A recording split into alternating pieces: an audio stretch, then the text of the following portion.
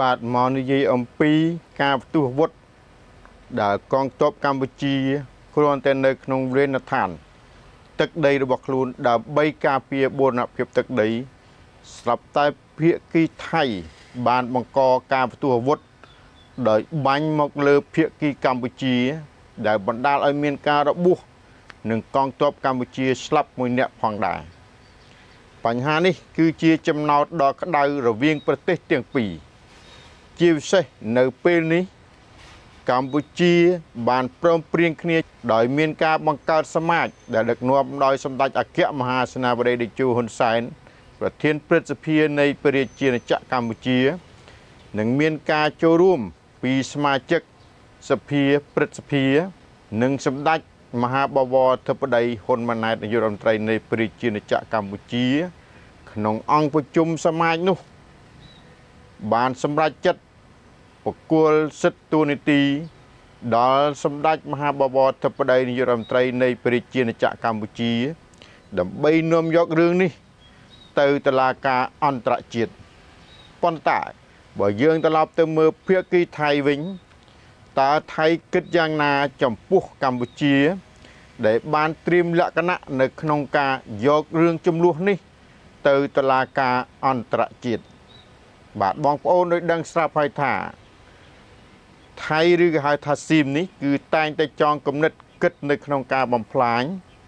ក៏ដូចជាដណ្ដើមយកនៅទឹកដីកម្ពុជាជារៀងរហូតដល់រាប់មកប៉ុន្តែពេលនេះកម្ពុជាមិនឈរស្ងៀមអោបដៃឲ្យបរទេសណារំលោភបំពានលើទឹកដីរបស់ខ្លួនបានទៀតនោះឡើយនៅពេលនេះកម្ពុជាបានសុខស្រួលគ្នាសាមគ្គីគ្នាជាធ្លុងមួយជាពិសេសថ្នាក់ដឹកនាំនិងប្រជាជនកម្ពុជាបានគាំទ្រទៅលើថ្នាក់ដឹកនាំ 100% ទៅលើចំណាត់ការនានាដើម្បីនាំយករឿងក្តីក្តាំនេះរឿងផ្ទុះអាវុធនេះទៅតុលាការអន្តរជាតិដើម្បីវិនិច្ឆ័យជាសកលប៉ុន្តែបើយើងស្ដាប់ព័ត៌មានពីប្រទេសថៃវិញជាពិសេសគឺទាហានមេទាហានរបស់ថៃដែលប្រចាំនៅភូមិភាគ2ក៏ដូចជាមេទាហានជើងគោកនិងអ្នកនយោបាយប្រឆាំងមួយចំនួនរបស់ប្រទេសថៃបានមានមតិថាមិនព្រមទៅតុលាការអន្តរជាតិនោះឡើយបងប្អូនជារឿងធម្មតាទេដែលអ្នកដែលរំលោភបំពានអ្នកដទៃគឺមិនព្រមឡើងតុលាការជាដាច់ខាតនេះគឺជារឿងធម្មតានិងធម្មជាតិរបស់មនុស្សធម្មតាអ្នកដែលរំលោភបំពានគឺតែងតែចង់គេចខ្លួនអំពីផ្លូវច្បាប់ហើយច្បាប់នៅពេលនេះគឺច្បាប់អន្តរជាតិដែលពិភពលោកទទួលស្គាល់គឺជាមធ្យោបាយដ៏ត្រឹមត្រូវបំផុតរបស់កម្ពុជានៅក្នុងការនាំយករឿងនេះទៅកាន់តុលាការអន្តរជាតិទោះបីជាថៃព្រមឬមិនព្រមក៏កម្ពុជាត្រូវប្តឹងទៅតុលាការអន្តរជាតិដើម្បីរកខុសនិងត្រូវជាពិសេសបងប្អូនដឹងហើយប្រាសាទនានាដែលស្ថិតនៅលើទឹកដីកម្ពុជាទាហានថៃមួយក្រុមតូចឬដែលគេនិយាយសពថ្ងៃថាជាក្រុមដែលប្រឆាំងឬត្រៀមនឹងប្រឆាំងធ្វើអ្វីមួយចំពោះរដ្ឋាភិបាលថៃហើយយើងមើលទៅហាក់បីដូចជាទាហាននិងរដ្ឋាភិបាលដូចជាមិនស៊ីចង្វាក់គ្នានោះទេនេះគ្រាន់តែជាចំណុចដែលយើងមើលឃើញប៉ុណ្ណោះប៉ុន្តែចំណុចជាច្រើនទៀតដែលយើងពិបាកនឹងស្មានដោយសារថា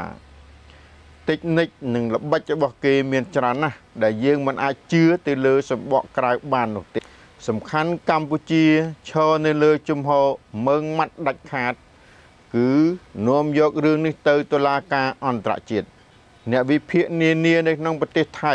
ជាពិសេសគឺសាស្ត្រាចារ្យផ្សេងៗឬហៅថាអ្នកវិភាគឯករាជ្យបានផ្ដល់មតិទៅរដ្ឋាភិបាលថៃហើយនឹងរដ្ឋាភិបាលថៃមួយចំនួនតូចក៏មានគំនិតថាទោះបីជាកម្ពុជាប្តឹងទៅតុលាការអន្តរជាតិក៏ថៃមិនព្រមទៅដែរព្រោះថាវាជាសិទ្ធិរបស់ថៃនោះគ្រាន់តែជាមតិរបស់ថៃប៉ុណ្ណោះប៉ុន្តែតុលាការអន្តរជាតិនឹងកោះហៅទាំងសងខាងដើម្បីទៅប្រឈមមុខជាមួយនឹងតុលាការ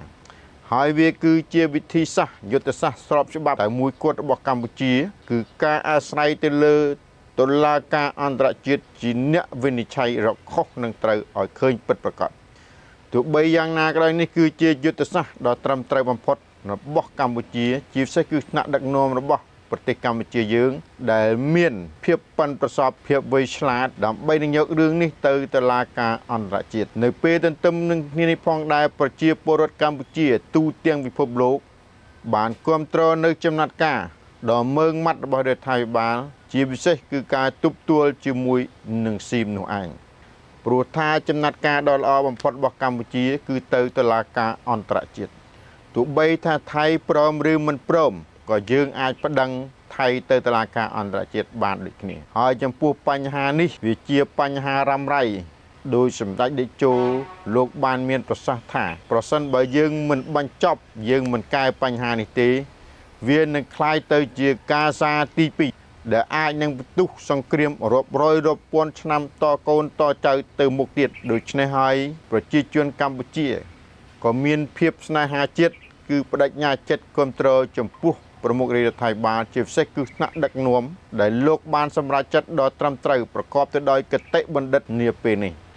ហើយបើយើងក៏លេចមើលទៅប្រទេសថៃនៅពេលនេះហាក់បីដូចជាបង្អួតនៅអាវុធនិងទាហានរបស់ខ្លួន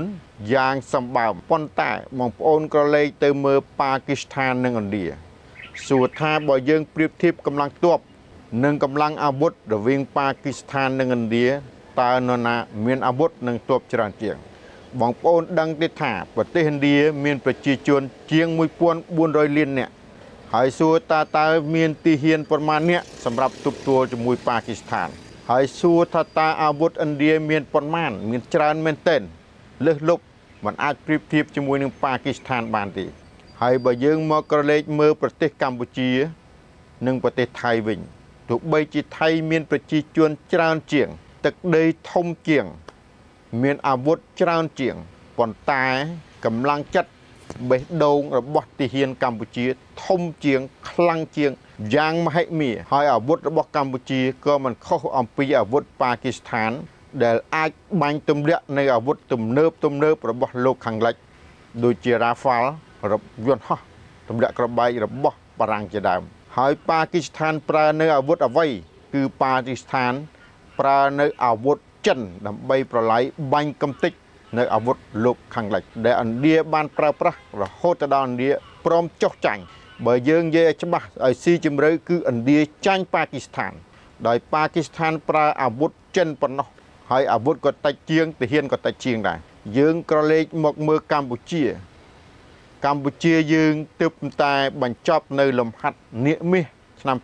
2025ដែលមានមិត្តចិនមកជួយគេហៅថាហ្វឹកហាត់ឬហ្វឹកសមយុទ្ធរួមគ្នាដើម្បីទប់ទល់ជាមួយនឹងសត្រូវនានាហើយពុំទាន់នឹងចប់បានស្រួលបួលផងស្រាប់តែថៃឬហៅថាសៀមនេះបានបង្កើតនៅចំនួនបំផ្ទុះអាវុធបាញ់មកលើកម្ពុជាមុនដែលកម្ពុជាគ្មានអ្វីត្រូវគិតក្រៅពីការទប់ទល់ឬក៏ហៅថាការពារខ្លួននោះទេនៅពេលនេះយើងឃើញថាកម្ពុជាគ្រាន់តែការពារខ្លួនប៉ុណ្ណោះហើយបើសត្រូវណាហ៊ានបៀតបៀនកម្ពុជាសំបី1មីលីម៉ែត្រក៏កម្ពុជាមិនទុកជាដាច់ខាតយើងឃើញថាមានទាហានខ្មែរតែមួយនាក់គត់ដែលទប់ទល់ជាមួយនឹងទាហានថៃរាប់សិបនាក់មិនតិចពី6នាក់ទេអញ្ចឹងមានន័យថាកម្ពុជាទោះបីមានទាហានតិចប៉ុន្តែចិត្តរបស់ទាហានកម្ពុជាមោះមុតក្លាហានឆ្លងកាត់នៅក្នុងការធ្វើសង្គ្រាមរាប់ទសវត្សរ៍ដូច្នេះហើយទឹកចិត្តរបស់ទាហានកម្ពុជាពាក់តែអាវយួនទេឲ្យថៃពាក់អាវក្រោះក៏ពាក់តែចោះប៉ុន្តែកម្ពុជាពាក់អាវយួនមានន័យថាកម្ពុជាមានទឹកចិត្តមោះមុតក្លាហាននៅក្នុងការប្រយុទ្ធមិនរាថយមានតែខ្នើយមួយកន្ទេលមួយកម្ពុជាទាហានកម្ពុជាក៏អាចរស់បានក៏អាចប្រយុទ្ធបានដែរហើយកម្ពុជាមិនទម្លាប់ធ្វើអ្វីស្រួលនោះទេកម្ពុជាទម្លាប់ហ្វឹកហាត់នៅអ្វីដែលលំបាកក្នុងការរស់នៅដូចជាទាហានព្រៃដូច្នោះដែរគឺថាដេកនៅបានគ្រប់កន្លែងរស់នៅបានគ្រប់កន្លែងទាំងយប់ទាំងថ្ងៃ